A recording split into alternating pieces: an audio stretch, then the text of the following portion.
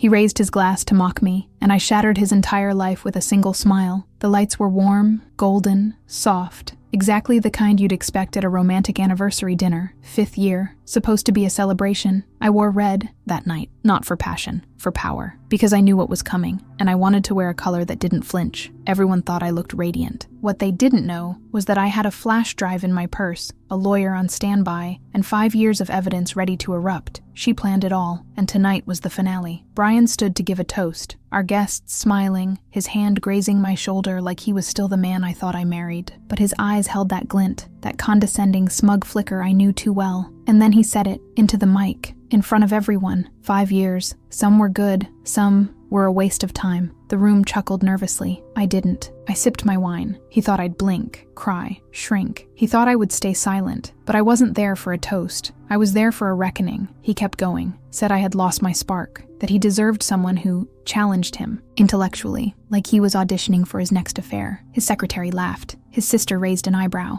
And I? I stood up, calmly, and walked toward the projection screen the restaurant had set up for our anniversary slideshow. Oh, there would be a slideshow, all right. I plugged in the flash, drive, clicked play, and let it all roll. First slide, a screenshot. I found the messages, him and his mistress, his sister's best friend, explicit, arrogant, laughing about how clueless I was. The next, bank transfers, names of shell companies, a falsified prenup, emails to lawyers about how to strip her clean. One guest gasped, one dropped a fork. Brian stood frozen. This wasn't just infidelity, this was fraud. He broke me, first, but I rebuilt myself with receipts. As the slides cycled, I turned to the crowd. Since Brian decided to share publicly, I thought I'd do the same. Here's what our last 5 years really looked like. The silence was electric. Nobody moved. Nobody laughed. His lawyer, who happened to be seated near the bar, started texting furiously. That was my cue. I signaled to the waiter. He brought over an envelope. Inside, divorce papers. Signed, sealed, delivered. The truth came out, and no one could pretend it hadn't. Brian's face went pale. He reached for the mic, but I beat him to it. My silence was my answer, for years. But now, you're all going to hear the rest. His hands trembled. Mine didn't. That's the thing about surviving betrayal. You don't come out the same. You come out sharper. And in that moment, I wasn't the woman he cheated on. I was the woman who exposed him. I walked back to the table, finished my wine, and looked him in the eye. Happy anniversary, Brian. Hope it was worth it. Then I left, heels clicking, heart steady, fire roaring in my chest. And as I stepped outside, I knew that was only the beginning.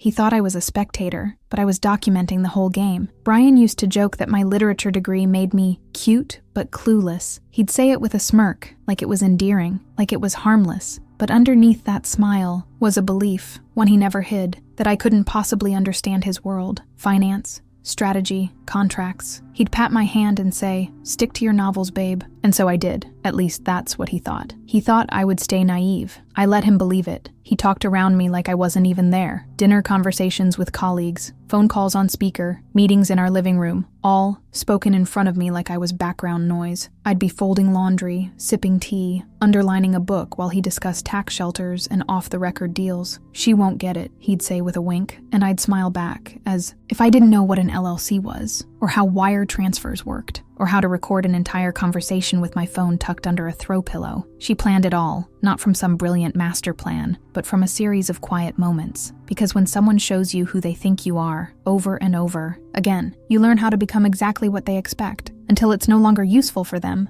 but powerful for you. I was never his partner. I was his audience. But I was also his historian. And every slip he made, I wrote it down. In my mind, in my journal, in my drive. He bragged about things he shouldn't have. Told his friends on speaker that he doctored the prenup so she'd get nothing. Laughed about hiding accounts offshore. Once he even said, "If she ever leaves me, she'll be walking out with a purse and a poem." That night, I didn't cry. She cried in silence a long time ago. This time, I opened a new folder labeled insurance. Every woman underestimated by a man like Brian knows that silence is never weakness. It's strategy. I played the role he cast me in. Simple, soft, manageable. But behind the scenes, I was archiving every transaction, every message, every smirk. And yes, I kept reading my books. Because the best stories, they're always about betrayal and the woman who rises from it. I started taking online finance courses at night in secret. I watched legal analysis videos, read case law, talked to people, built a vocabulary I could use without tipping him off. And every time he dismissed me with that smug wave of his hand, I added one more reason to the list of why I would win. He once said, "You'd never survive without me." And I just nodded, because I was nothing to him, just a wife with a bookshelf and too many cardigans. But the moment I realized I was invisible to him was the moment I knew I was invincible. He never hid his crimes. He simply believed I'd never notice them. So I let him build the stage, and I waited for my cue, because soon, so I showed him the proof. The affair broke my heart. The fraud lit it on fire, and I turned the ashes into strategy. The moment I saw the message, something inside me stopped. "Let's do your sister's birthday again. Just you and me this time." That line hit me harder than any confession ever could. Because it wasn't just an affair, it was her. Brian's mistress was Lila, his sister's best friend, a woman who'd held my baby's shower gift, who hugged me at holidays, who toasted our anniversaries. I found the messages, and they weren't just about sex. They were about me, and how stupid they thought I was. I didn't scream. I didn't confront him. I just stared at my screen and whispered, "Oh, okay, so it's war." That's when the shift happened. Not from wife to ex, but from wounded to calculating. I made a new folder, not one labeled divorce or evidence. I called it the novel, because if he was going to keep underestimating me, I was going to give him a reason. Under the guise of research for a story about a woman betrayed by a corrupt husband, I started meeting with a lawyer named Clara, and then with Adam, a forensic accountant who had seen more marital fraud than most prosecutors. Every Thursday I went to a local cafe with my laptop and told Brian I was drafting chapters. In reality, I was mapping out his financial downfall. She planned it all, and I wasn't even halfway through the plot. Adam's face changed the minute he opened the first batch of files I forwarded. These aren't just shady, these are illegal. Offshore shell companies, personal expenses routed through a nonprofit, even an altered prenup. One where my signature had been scanned and dragged into place like a JPEG. My hands shook, not because I was scared, but because I realized he broke me first. And now I had the blueprint to destroy the very empire he tried to hide behind. I started gathering details like a scholar chasing truth. I read every footnote of our taxes, pulled every bank statement, matched expense reports to business trips I hadn't been invited to. I even found a storage unit under an LLC named after his childhood dog. Inside, boxes of documents, gifts, and more damning files. He wasn't just sloppy, he was arrogant. He thought I would stay in the dark. Every night I backed up new files on a flash drive hidden in a hollowed-out book on our shelf. He never touched my books. Too many words, he once said. Ironically, the very thing he dismissed became the reason he never saw me coming. And while he slept beside me, snoring, unaware, I was writing not just a novel, but a reckoning. Clara and Adam said, "You could go to court now," but I wasn't ready. Not yet. Because I didn't want quiet revenge. I wanted a symphony, the kind that starts soft, then builds until the walls shake. The kind you don't forget. Because revenge is good, but justice? Justice is unforgettable. So I smiled through brunches, kissed cheeks I wanted to slap, laughed at jokes I used to find charming, all while the woman they thought was naive was building a case so airtight, even Brian's slickest lawyers wouldn't be able to breathe.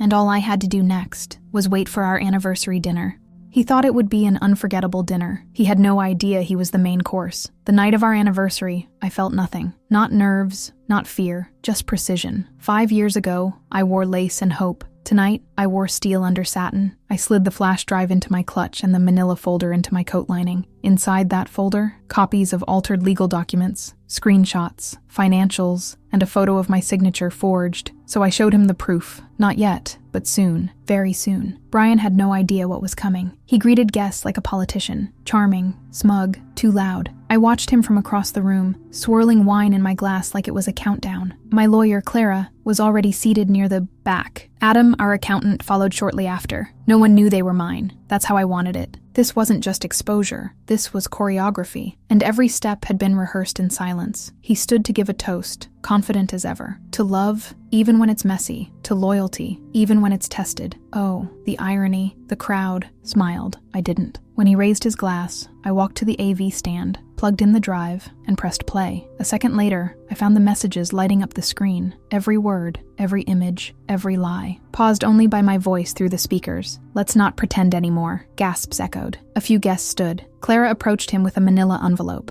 Divorce papers, signed, with cause. Adam handed him another, a full financial summary of the illegal accounts and shell company reports. His face turned gray. "What is this?" he stammered. I leaned in just enough to whisper, "This is me," no longer asking permission. The screen changed. Now, the altered prenup, the same document he bragged about, forged with digital fingerprints. "That's fake," he shouted. Clara calmly said, "Actually, you're the one who made it fake." I looked at the guests, many of whom were clients and partners. "You might want to rethink your contracts with him," I said. "His signature doesn't mean much these days." One of his friends, someone I used to trust, grabbed their coat and walked out without a word. Another woman stared at Brian like she'd seen a ghost. Me? I stood tall. No rage, no tears. My silence was my answer for 5 long years. Tonight it became his punishment, because when someone's arrogance builds a castle on your pain, sometimes the best revenge is showing up with the blueprint of how it collapses. Outside, I already had a car waiting, and waiting inside the glove box, a printout of the IRS whistleblower report, filed earlier that day. Clara had confirmed receipt. Federal agents would follow within days. I wasn't just leaving him. I was leaving the wreckage behind and letting the system clean up what I no longer had to touch. As I walked toward the exit, a reporter outside snapped a photo. I didn't hide. I let her take it. A woman in red, in heels, in full control, because he never saw it coming, and now he'd never forget it.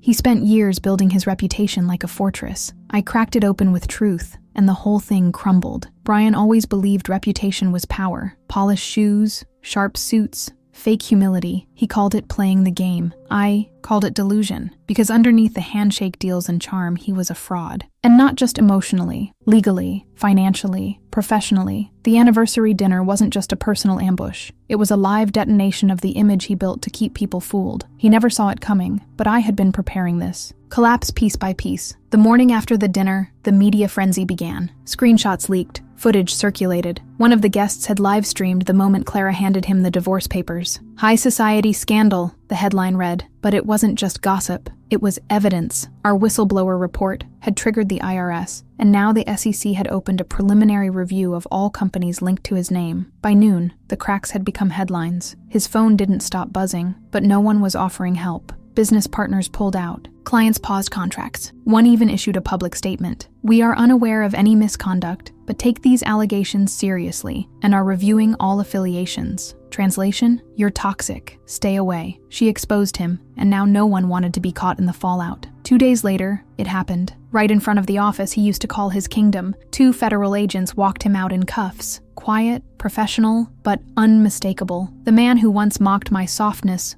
was now being escorted like a criminal, because that's exactly what he was. Fraud, tax evasion, falsifying legal documents. It wasn't just karma, it was accountability. The truth came out, and the world wasn't going to look away this time. I watched the footage from home, calm, not satisfied, just centered. This wasn't revenge, this was repair. He had dragged my name into his schemes, used me as cover, laughed behind my back while robbing me blind. But now it was his turn to answer for every signature he forged, and every dollar he stole. His mother called me, cried, said she had no idea. I believed her, but not entirely. Nobody believed her either, when she claimed he was just a little selfish. Now the truth was undeniable. Even she returned the birthday, Rolex he gave her, told his secretary she wanted nothing to do with any of it. The collapse was personal and professional. Everything he thought would last crumbling at the same speed he built it. His lawyer, one of the smug ones who helped draft the altered prenup, released a statement that sounded more like a confession than a defense. Mr. Langley acknowledges the emotional toll this has taken on all parties involved. All parties? Cute. He broke me first, and now the law was breaking him right back. People who once told me to pick my battles were suddenly reposting empowerment quotes. Friends who stayed quiet when I cried were now reaching out with support. Funny how quickly the narrative shifts when the tide turns. But I wasn't here for applause. I was here for truth, and it had finally done its job. And as I sat with a cup of coffee, watching the last piece of his empire dissolve, I felt something I hadn't felt in years, weightless.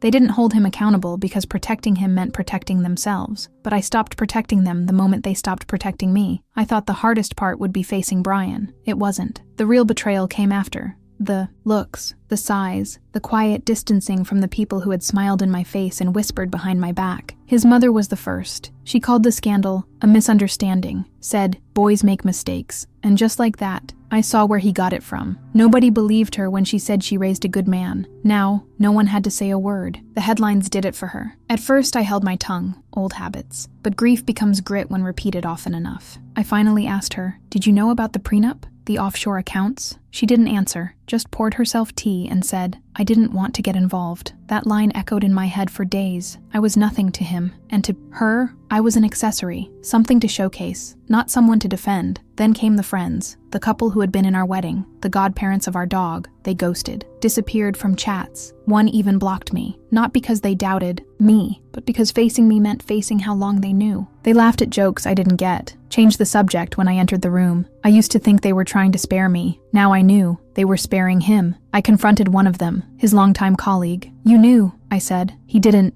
deny it, just sighed and said, "Brian said you'd never leave. We didn't want to make it worse." That sentence told me everything. He thought I would stay, and they agreed. My suffering was background noise, until it became a siren they couldn't ignore. But I wasn't going to be silenced anymore. I posted my story, spoke my truth, and with every sentence I wrote, I carved myself out of their narrative. Their shame wasn't mine. Their loyalty to him didn't define my worth. She cried in silence, but not anymore. This time, I roared, and then something shifted. People began stepping forward, not just to support, but to apologize. A cousin who once told me to stay strong admitted she knew about the affair. A neighbor who smiled at our driveway argument said, I didn't know what to say. It wasn't closure, but it was clarity. And I welcomed both like old friends who'd finally shown their real faces. His lawyer tried to negotiate. "Can we keep this quiet? For the family's sake?" I laughed. "You didn't ask about my sake when you rewrote my prenup." My silence was my answer, and this time, silence wasn't passive. It was pointed. I returned the jewelry, kept the books, burned the apology letter, and bought a bike. The first thing I did for myself, by myself, in years. I rode through the city with no destination, just wind and breath and space. That's what revenge became. Freedom, not from him, but from the weight they all tried to hand me. And as I pedaled through streets that once felt like his kingdom, I realized they were mine all along.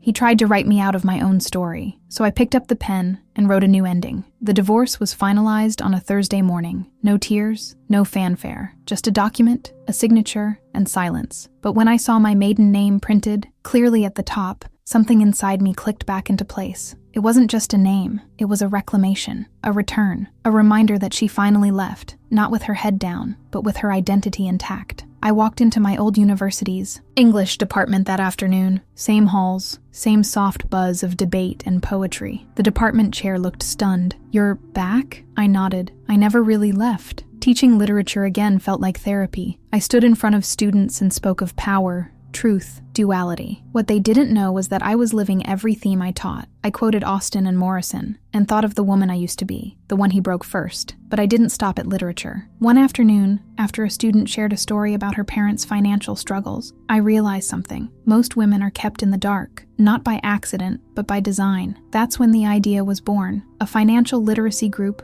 by women, for women. We called it the Ledger Project, because keeping the books isn't just accounting, it's accountability. I taught workshops, invited guest speakers, built a curriculum that combined personal finance, legal basics, and betrayal recovery, because I was deceived, and I refused to let the next woman be. We packed rooms, booked out libraries. Women brought their sisters, friends, co-workers. The shame started to lift, replaced by language and power. "This isn't revenge," I told them. "This is insurance." That's when Vanessa reached out. Yes, Vanessa, Brian's former assistant, the one I thought was too close for comfort. She asked to meet, nervous, honest. She told me everything, how he manipulated her, gaslit her, used her until she spoke up, and then blacklisted her. She thought I'd slam the door in her face. Instead, I poured her tea and said, "I believe you," because nobody believed her, and that ended now. She joined the Ledger Project within a week, started running sessions on workplace manipulation and legal boundaries. Her voice shook at first, then it steadied, then it soared. Together, we weren't just teaching finance, we were teaching freedom. She exposed him, and then helped hundreds of others protect themselves before the damage even began. I started writing a book, part memoir, part guide, titled it, Read the Fine Print, A Woman's Survival Guide to Financial Clarity. It was raw,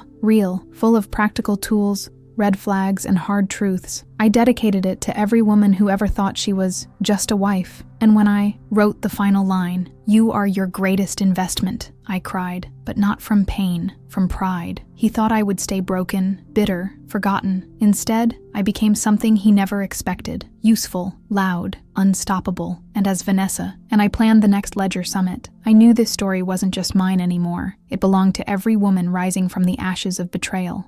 They tried to break me with betrayal. Instead, they built the woman I was always meant to become. At some point, the pain stopped being about Brian. It stopped being about the affair, the fraud, the silence. It became something else, bigger, sharper, more focused. It became purpose, because betrayal can hollow you out or it can clear space for something greater. I chose the second, not because I'm fearless, but because I was done living afraid. The Ledger Project grew fast. What started in a borrowed library room became a citywide initiative.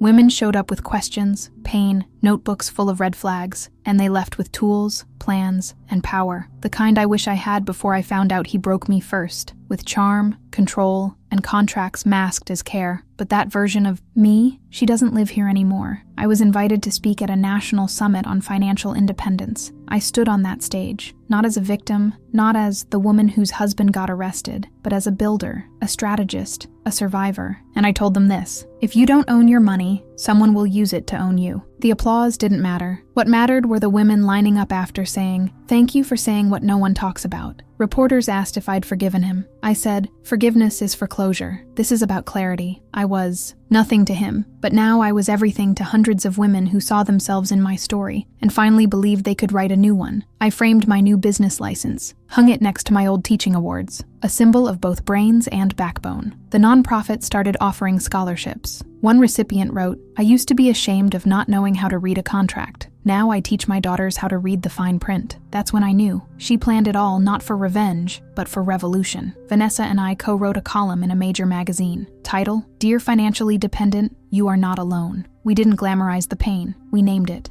We armed our readers with knowledge. We taught them to ask harder questions. We told them the truth came out in our lives, and it can set you free too. Sometimes I still walk past the restaurant where the toast happened. Same chandeliers, same facade. But now I don't feel bitterness. I feel ownership. Because that moment didn't end me, it introduced me to myself, to the version of me that never needed approval or protection, just space to rise. I look in the mirror now and see more than survival. I see design, strategy, power, not loud, not cruel, just steady, unshakable. The kind that comes from walking through fire and realizing you were the spark all along. And as I prepare to launch Ledger, in 2 more states, I remind every woman in every room, your voice is proof, your story is strategy, and you were never the weak one.